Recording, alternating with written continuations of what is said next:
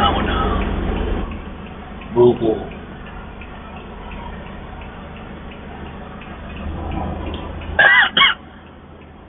Sa patinja ako.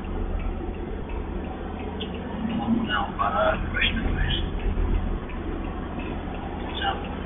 Yan. Kasi malayo na yung mamay nila. Wala ko na ako masyado ngayon for today. Susundo kasi ako yung kasi kaya muna ako na patama muna kasi biyahe para sakto lang ang dating kain muna expressway na regional airport and then cruise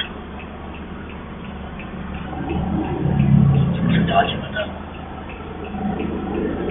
Yan dito guys sa talabagay na ulit ang orta pwede na pala may mga bakit po bigyan po sa mga biyahe naman may po siya nga pa subscribe po ng aking YouTube channel na sa Arshali Vlogger Arnold Reyes. Thank you po.